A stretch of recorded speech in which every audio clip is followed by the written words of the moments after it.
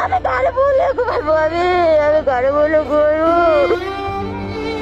রাফসা আক্তার মাত্র 7 মাস বয়সী একটি নিষ্পাপ ফুলের মতো মেয়ে ছিল, পরিবারের নয়নের মণি। তাকে সবাই আদর করে বলতো পরী, কিন্তু সেই পরী আজ আর নেই। এক নির্মম দুর্ঘটনায় চিরতরে হারিয়ে গেছে, রয়ে গেছে শুধু শূন্যতা। ঘটনাটি ঘটেছে সোমবার 19শে মে রাত 8টার দিকে ময়মনসিংহের গফরগাঁওয়ের চারিপাড়া গ্রামে। সেদিন ছিল রাফসার বড় ভাই ইয়ানের জন্মদিন। ঘরে ছিল আনন্দের আমেজ, বেলুন ফুলানোর শব্দে মুখরিত ছিল চারপাশ। মা বাবা, আত্মীয় স্বজন সবাই ব্যস্ত ছিলেন ঘরকে সাজাতে। শিশুর জন্মদিন বলে কথা। সেই মুহূর্তে খাটে বসা ছোট্ট রাফসা, যার বয়স মাত্র 7 মাস, কৌতূহলবশত একটি বেলুন হাতে নেন। কিন্তু সে তো শিশু, তার তো বুঝার বয়স এখনো হয়নি। হঠাৎ করেই সে বেলুনটি মুখে ঢুকিয়ে ফেলেন। খেলার চলে হয়তো ছিল, কেউ খেয়াল করতে পারেনি। খেয়াল করার আগেই বেলুনটি গলা দিয়ে নেমে শ্বাসনালীতে যায়। মুহূর্তেই শিশুটি নিস্তেজ হয়ে পড়ে। ঘটনার আকস্মিকতা আতঙ্ক হয়ে পড়ে পুরো পরিবার। কেউ দৌড়াচ্ছে, কেউ কাঁদছে, সব যেন এলোমেলো। মা বাবা দেরি না করে দ্রুত মেয়েকে নিয়ে হাসপাতালে ছুটে যান। পথে বারবার ডাকছিল, রাফসা চোখ খুলো মা, কিন্তু বিধাতার লিখন হয়তো ভিন্ন ছিল। পথেই নিষ্পাপ শিশু রাফসা